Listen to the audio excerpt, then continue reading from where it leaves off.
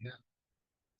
Okay, so here's a couple of words. Let me point out that this homework is actually due February 14th. It's not due next Friday, Friday after. So we talked about these divisible abelian groups where you can divide, essentially, loosely speaking, you divide any element of the group by a natural number, any natural number. Show that any homomorphic image of a divisible group is again divisible. Show that if G is any abelian group, then G may be decomposed as a direct sum D sum N, where D is divisible and N has no non-trivial divisible subgroups. So in a certain sense, D is sort of the largest divisible subgroup. Be a little bit careful about that one.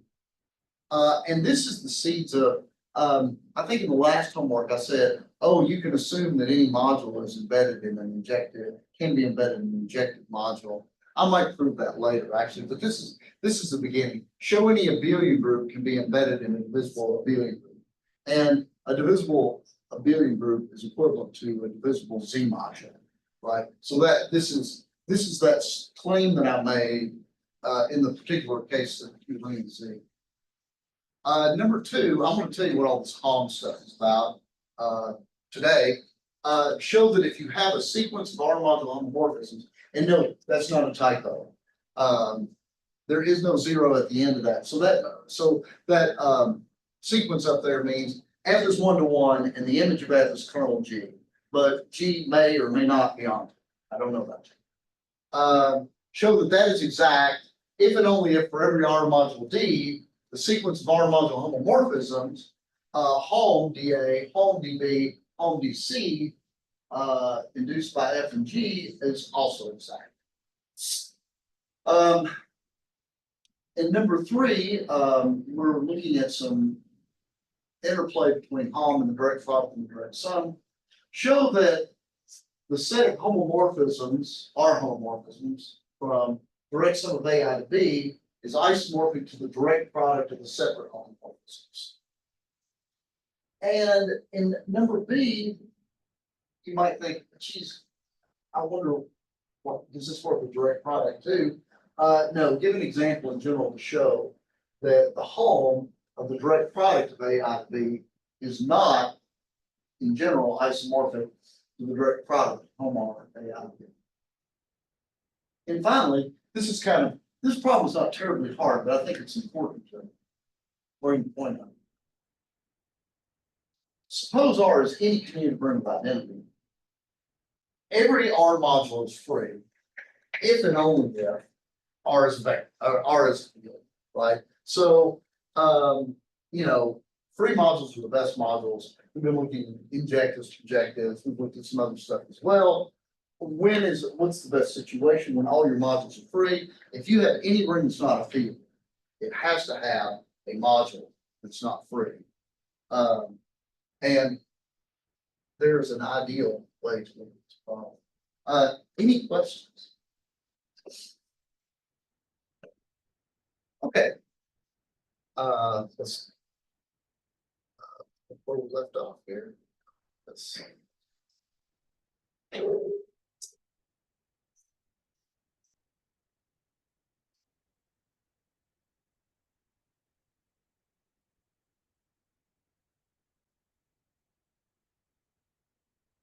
Okay, so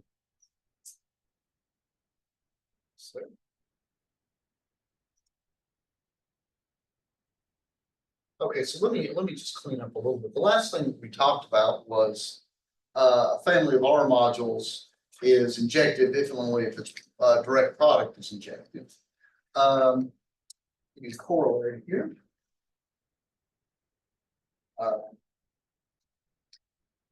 Here's another corollary. Not bad.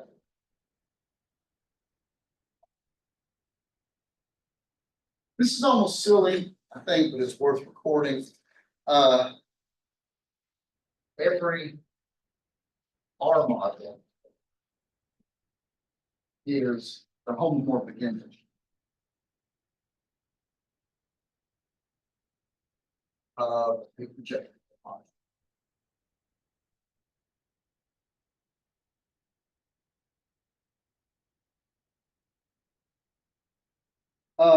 this is corollary, not to this directly, but from some earlier stuff that we talked about. Somebody tell me why this is true and why I said it's probably a little bit silly.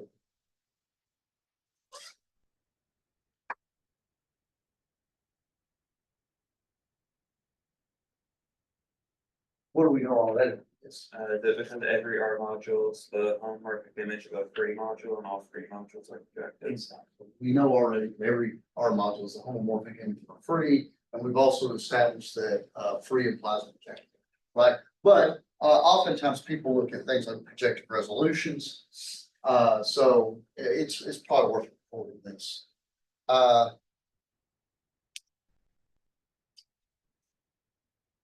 Here,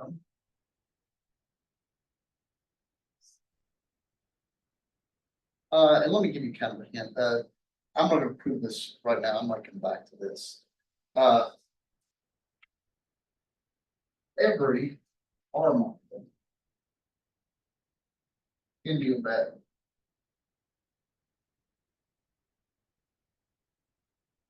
in an injective R module.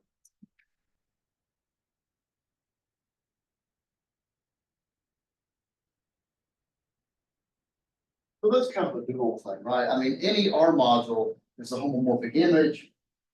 There's a projective module that projects onto it. And on the other end, that same R module, any R module can be put inside an injective R module. This one's a little bit tougher to show than the other one, I think.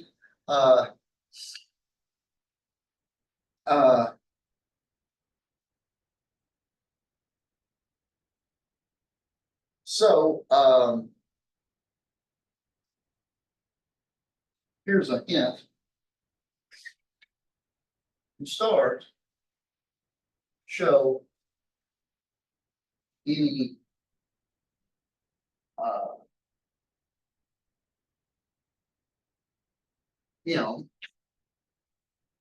as a bit of proof can be embedded in P a divisible epithet.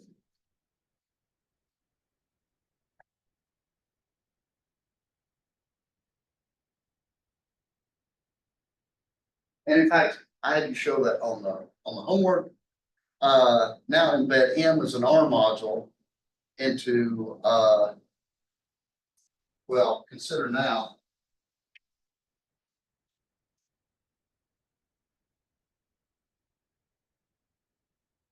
home Z R.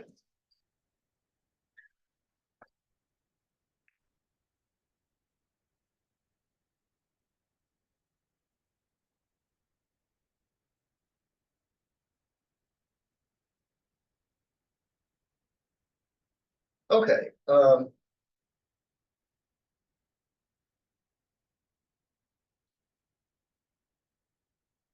Okay. Section.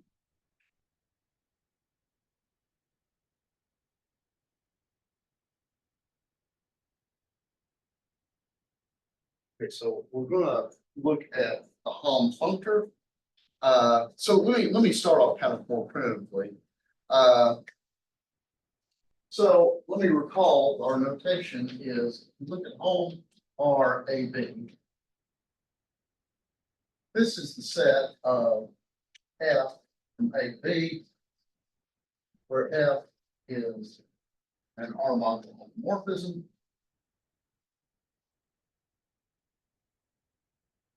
And I'm just going to flat out here assume that R is a computed ring of identity, so I don't have to worry about stuff that I don't want to have to worry about.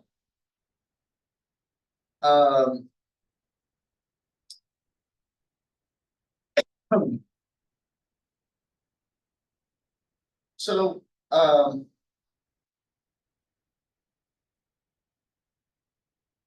this is of course in very group point one addition.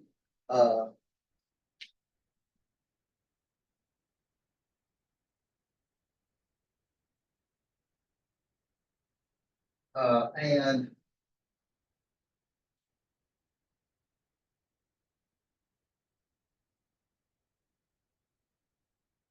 In fact, if, under my assumption or community identity, this is R module home, or a home R AB is an R module. So let's consider the R module homomorphisms. We'll do some general here.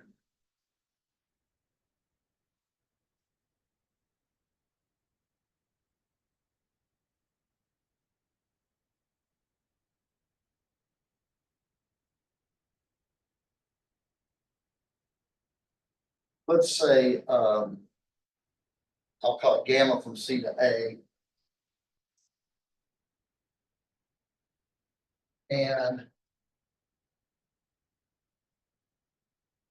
this guy would be D.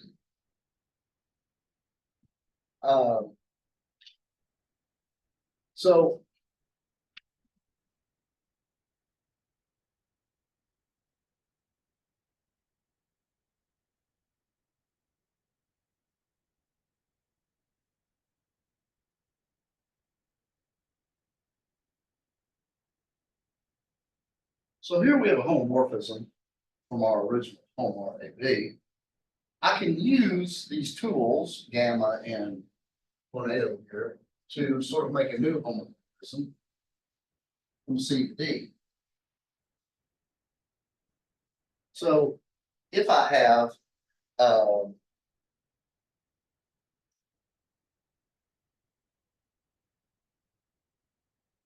eta home R AB into home R CD,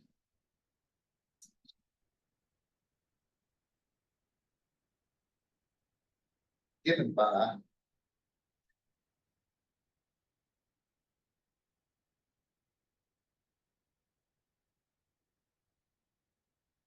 eta of F, sends F to, so gamma first and F in this, is an R module homomorphism.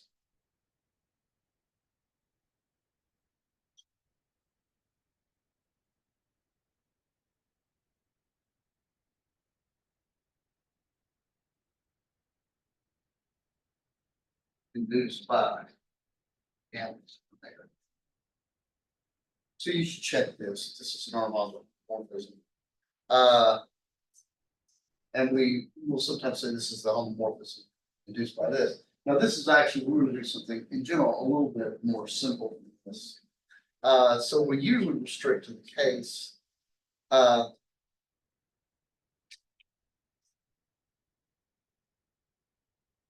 Say,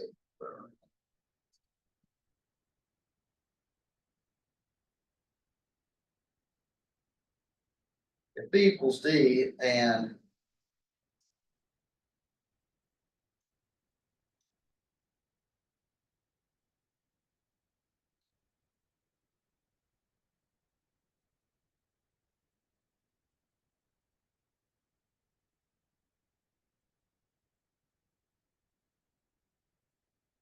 then this map is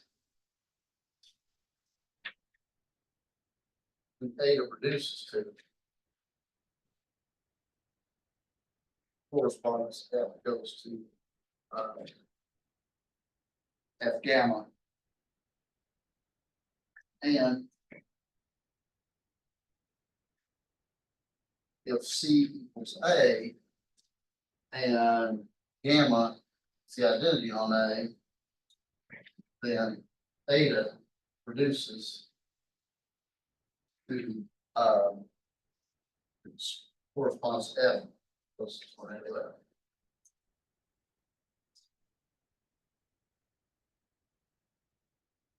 And in both cases, I am going to use this. I'm going to call this gamma bar. And I'm going to call this. So it's the homomorphism of homomorphisms induced by these things. So these are the special cases that I wish to look at. So let me give you a theorem. And it's gonna look familiar because it's essentially homework.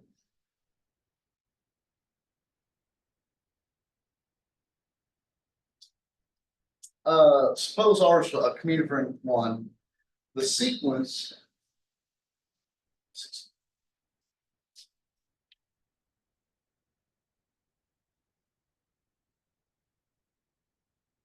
What are the commutative one?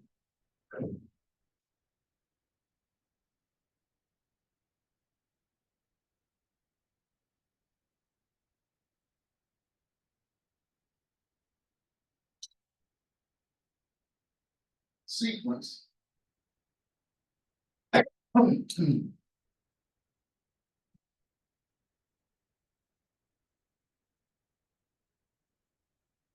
Is exact. Um, if and only if for all R modules D,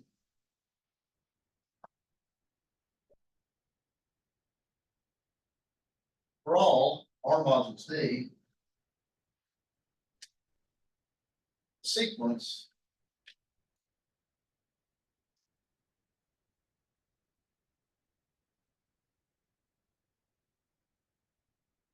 and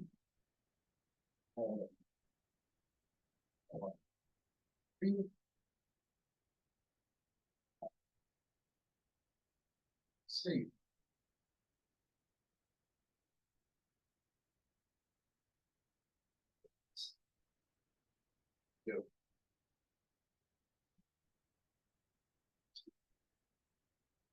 Okay.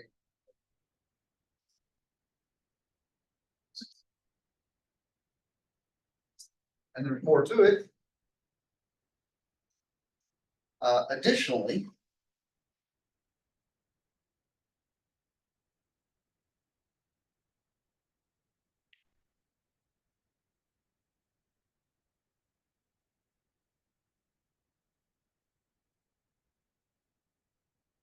sequence um,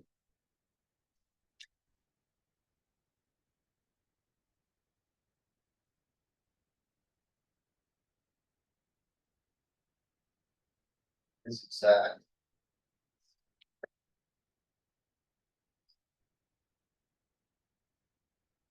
If and only if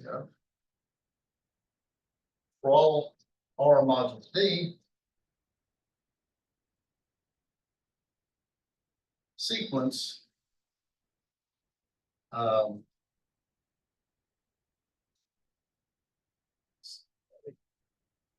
zero.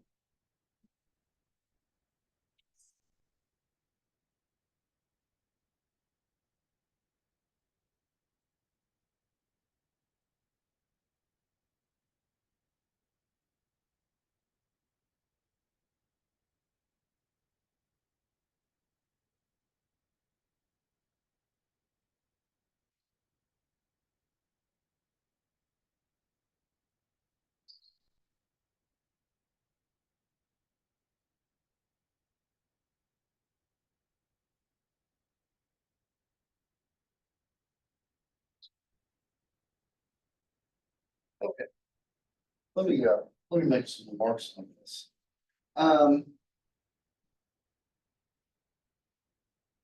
This one. So this one right here.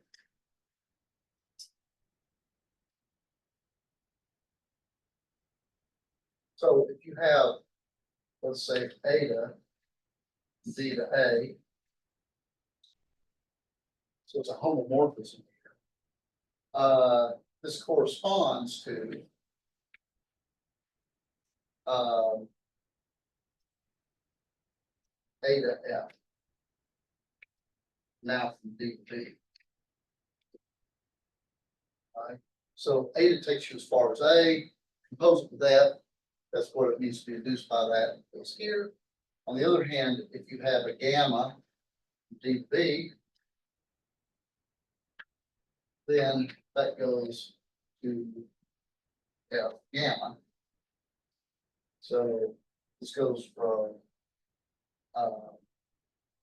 D to B, and then, sorry, G. And then this pushes you on.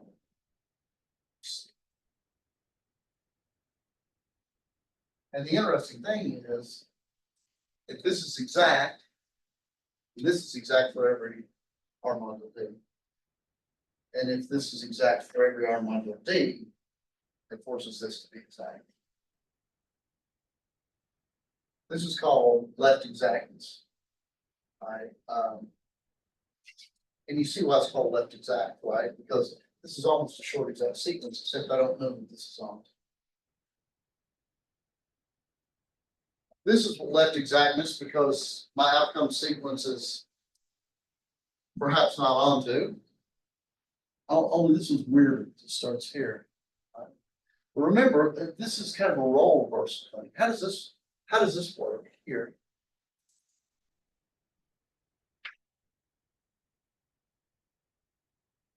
What do we have here? We have, let's say we have eta from C to D.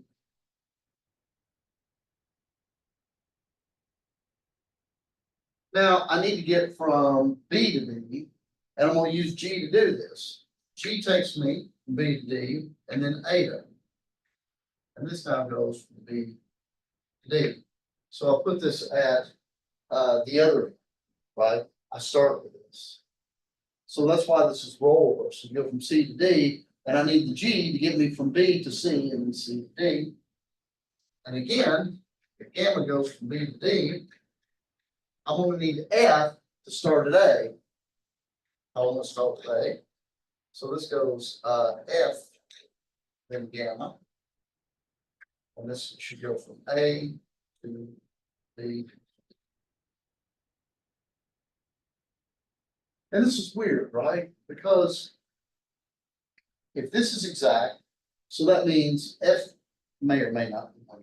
I don't know. But I know that the image of F is equal to kernel G, and I know G is onto. Then if that's exact, it turns this into an exact sequence for every R module D. And on the other hand, if this is exact for every R module D, then I have to have exactness for the origin, right? Let's go through this. Let's kind of take our time and go through this. Because this is, are you guys, this is a little hard to visualize, isn't it? I mean, am I the only one? It's kind of hard to see what's going on.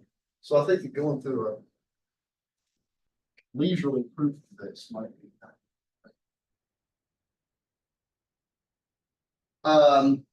And I left you,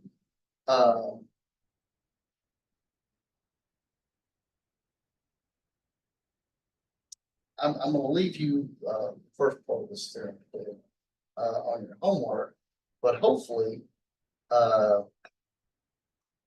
you all can get an idea just from what I do here. I'm going to do the hard part. I'm going to do the contravariant. This is called home is called a functor because it takes these objects and makes these different objects here, R modules to R modules. This is called a functor. What it does is it takes objects to objects. This thing is home, this thing is home, this thing is home. And it also takes functions to this.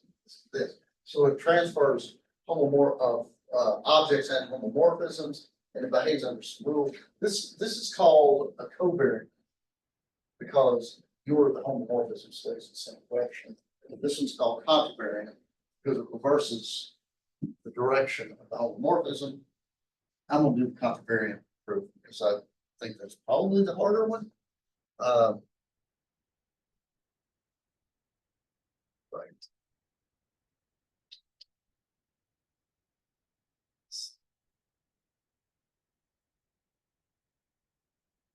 Okay, so let's start here. So first, a picture of how homomorphisms work.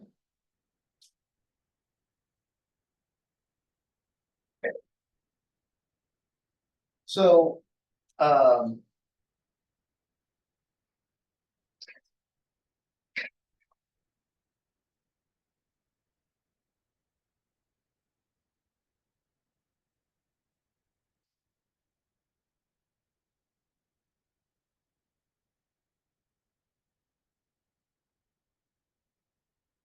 So we're given the homomorphisms here.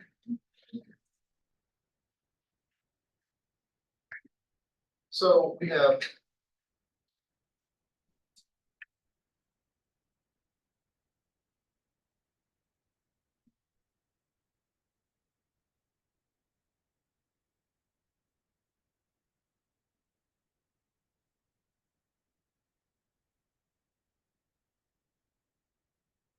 So the way this works is I have, let's say some data from CD. And that corresponds to A to G, B to G. And I have gamma, B to D. This corresponds to gamma F from A. Now, the first thing I want to do is I want to show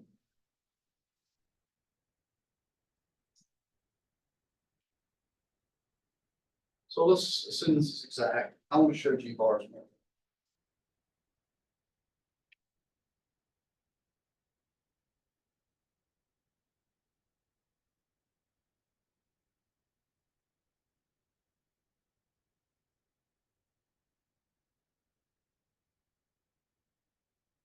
So let's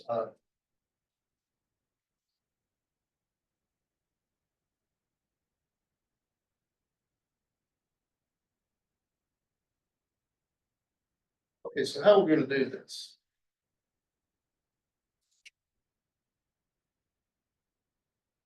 Well,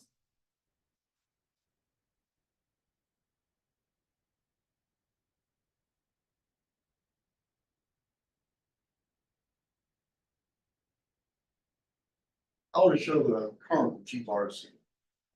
That's what I like to show. Things one to one. So let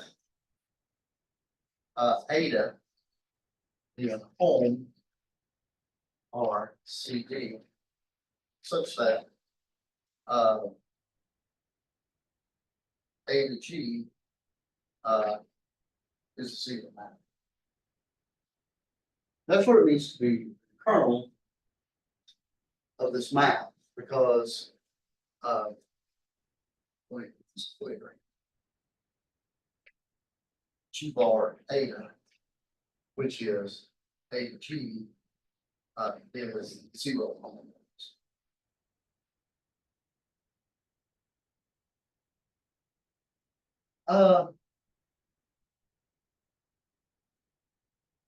Now, of course, our goal is to show that eta is zero. Right? Anybody see why that's true? I like this part of the proof because it really kind of illustrates the dual role of one object.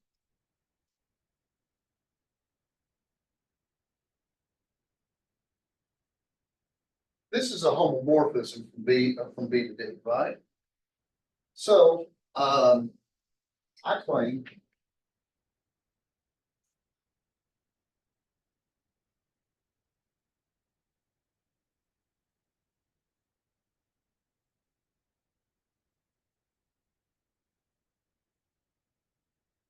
this eta here. You go to zero here. This had to go to zero. Anybody see why?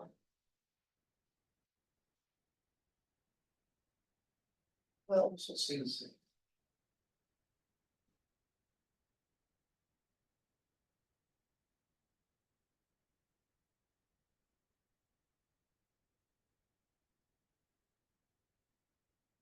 What do we know about the map G? It's on. There exists, well, as G is on. There exists B and D such that G of B is equal to C.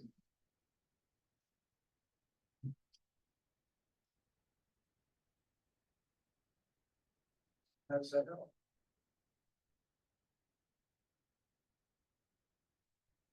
What's A to C? It is beta of G B, which is beta G of B. What is true about A to G? 0. So A to C equals 0. We're all seeking C. So A is identical to 0 and G bar is 1. Isn't that's really kind of cool, isn't it? Because it shows the connection between one-to-oneness and onto-ness.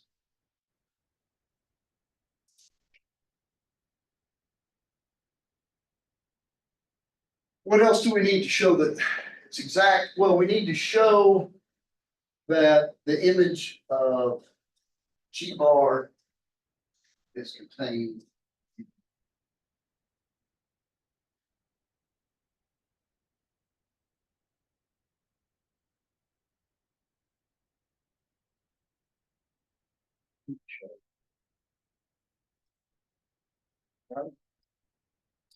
So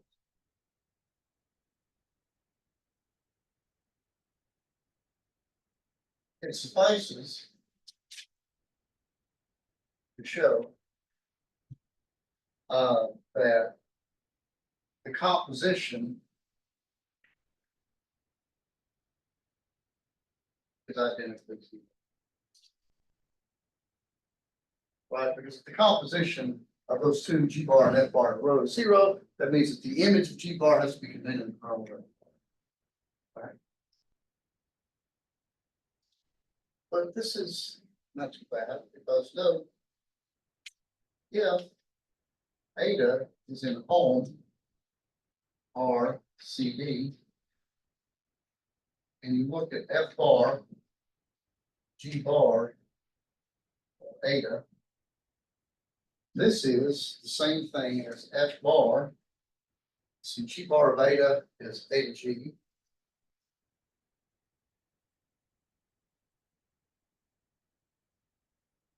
And this is eta GF. Well, what is GF? And notice when you do F and then you do G, you get 0, right?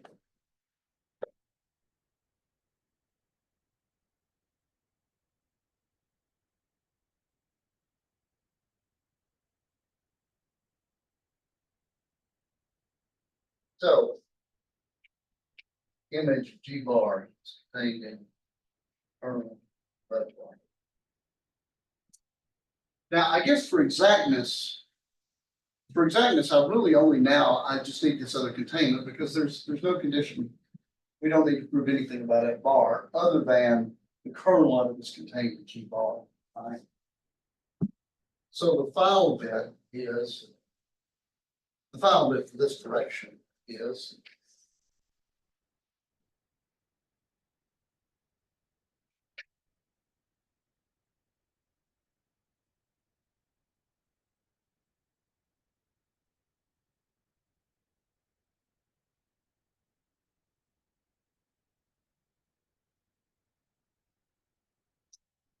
so in this situation, let's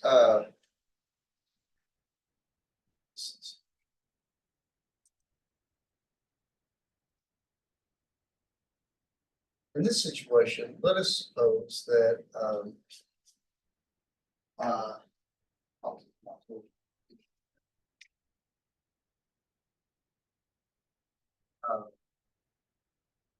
eta. Suppose that eta is in kernel F bar, and recall this means that eta is in home bar. So it is some homomorphism from B to D. Suppose it is in the kernel of F bar.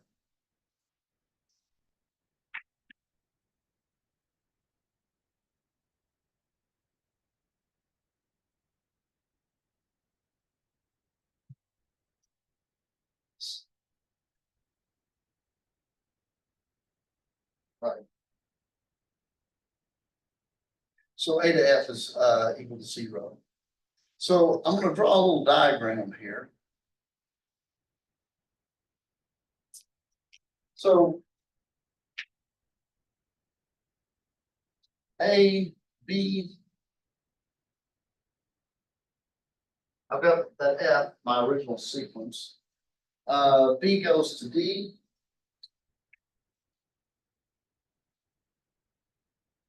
By eta.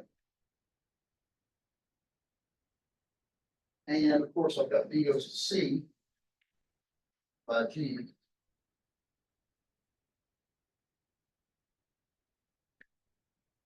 So here's what we're going for. We need to show there exists something, I'm going to call it gamma.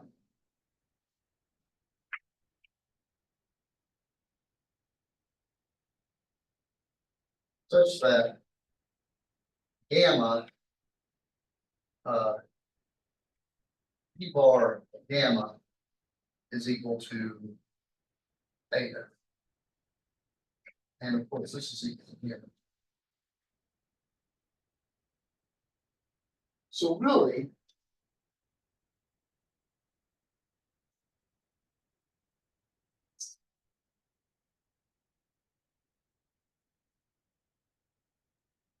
this gamma is such that the diagram is right, because I need eta, which is my element of kernel of F bar, is equal to G gamma. So I need to find a gamma here that makes this diagram.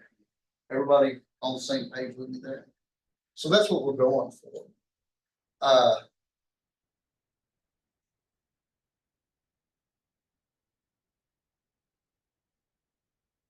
Now, as G is on to,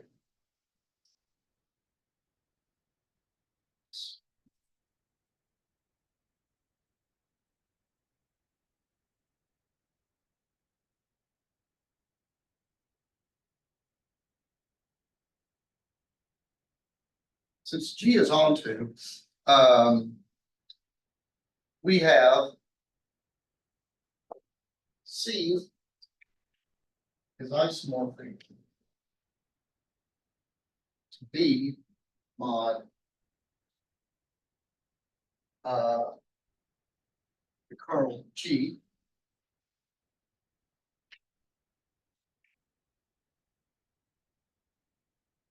Right. This map is onto, and so by the first isomorphism theorem, the image of this, the image of G, which is all of C, is isomorphic to B mod the kernel of G. But the kernel of G is the image of F, right? Because this sequence is exact. So this allows me, let me kind of give another bit of the diagram, maybe clarify things. So we need to have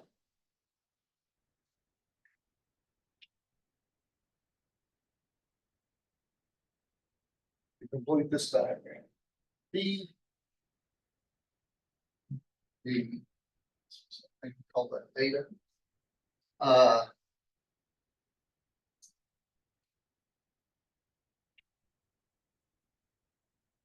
D,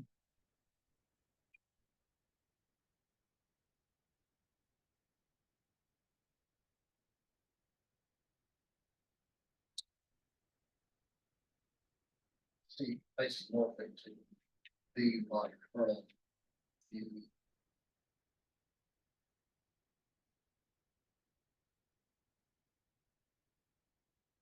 So I am going to define gamma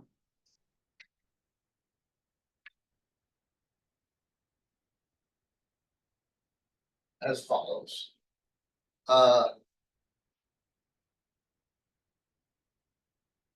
Gamma. So here's how I would define inequality. Gamma of, no, I'll make an adjustment to this. Gamma of B plus kernel B, B plus kernel B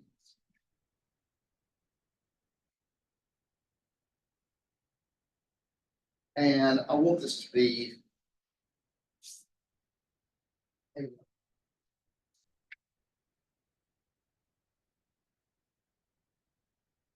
Now, I'm gonna be a little bit sloppy here, because really, um. This G actually, this image is in C, and this is only an isomorphism.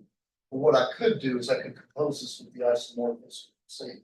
So in other words, I could start, I need to start gamma in C, and there's an isomorphism that composes to this, and then just do this. So I'll make my life shorter and skip that step here.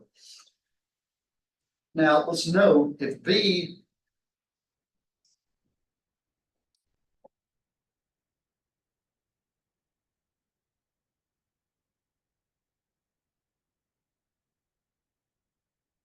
is actually the kernel of G, which is the image of F, then A to B is equal to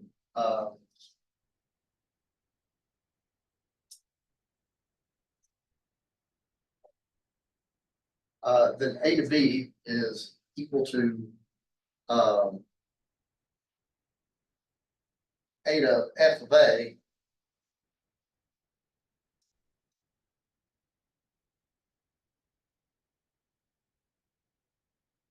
Which equals 0.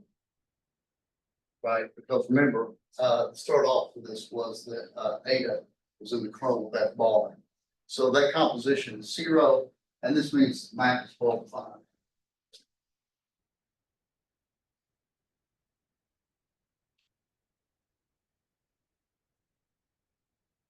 My sloppy gamma on sort of product domain is well defined.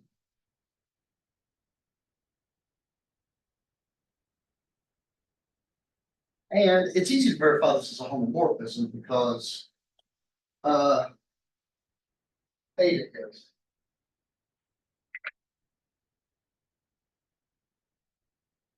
Right, because of the fact that eta is a homomorphism in the first place, once I know it's well defined, it's a homomorphism.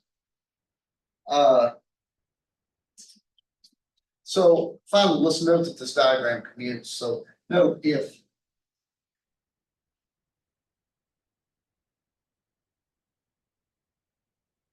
B is in B, then if you look at gamma G of B, this is equal to gamma G of B plus kernel of G, which is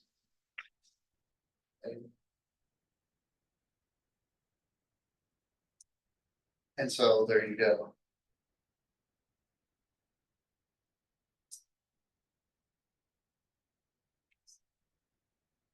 So now we have the kernel of F bar containing the image of G bar. And up to my sloppiness there, because you have to compose that with an isomorphism. We're done. Okay, I think I can get through a little bit of the other direction. Any questions so far? If I understand how we did things with math. The other direction is more challenging, more fun, because you have to sort of pick your poison, right? So what we're showing in the other direction is this.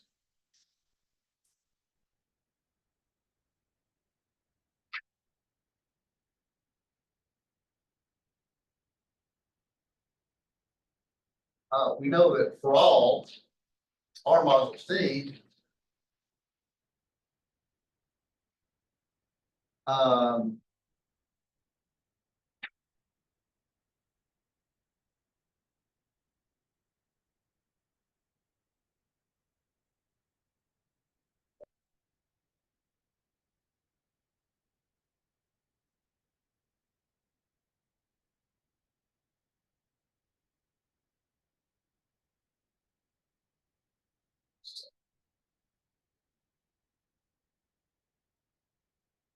and we need to show is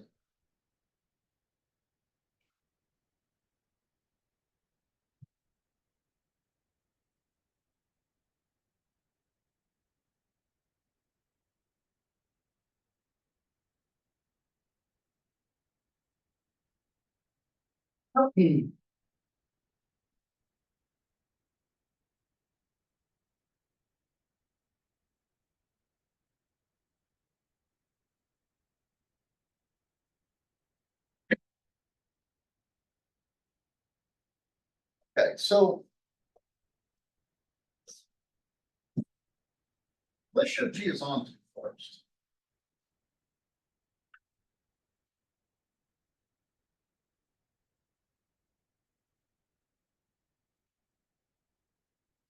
Any ideas on how we might, uh,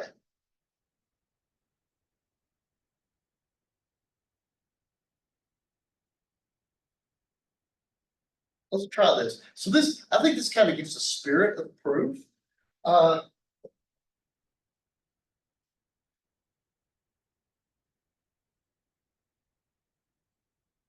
because actually, this has to hold for every R mod. So I've got choice here. I can choose something. So I'm gonna let D equal C mod NG.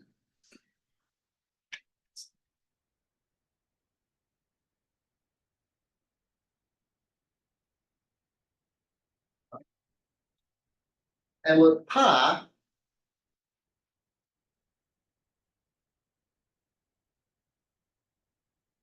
so now this becomes so 0 and home are A, I'm sorry, C, C mod NG, home are B, C mod NG, into home are A. C mod.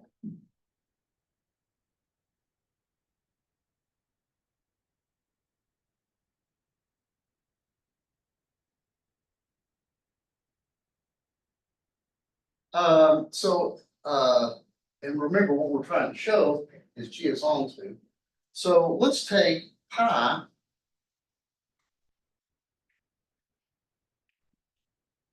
Home C to C mod MG to be the projection.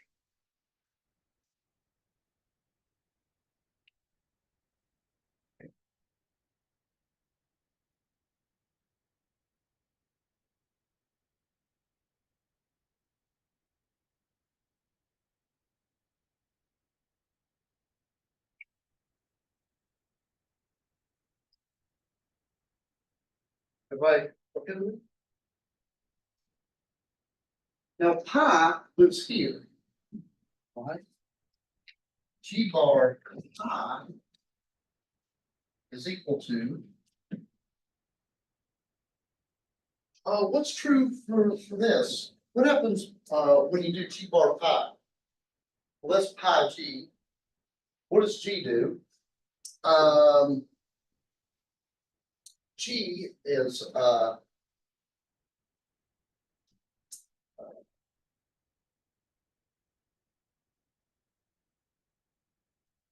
right. Here's this thing here. What do you know about this right here?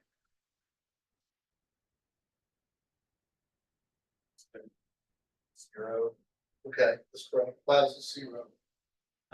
because anything in the image of G, is gonna be, Projected to on the 0. This is the 0. Everybody see these?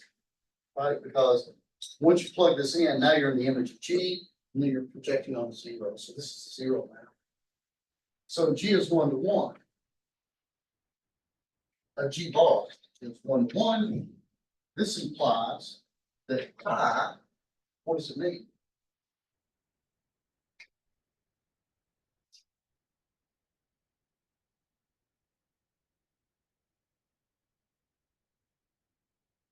Pi from C to C mod NG, given by C goes to C plus NG, is 0. So that means, what does that mean? It means that C is contained in the image of G. Right? Therefore, G is on to, and there's the first bit. That's good enough for now. The rest of them are kind of in the spirit. We'll finish this off next time. Does everybody see how that works? All right, so notice we made a special choice here to make things work out. You might think about for next time what choices I might make to make the rest of this sequence well, for to say what I want to. Any questions? All right, well, you all have a good weekend. I highly encourage, by the way, the math club.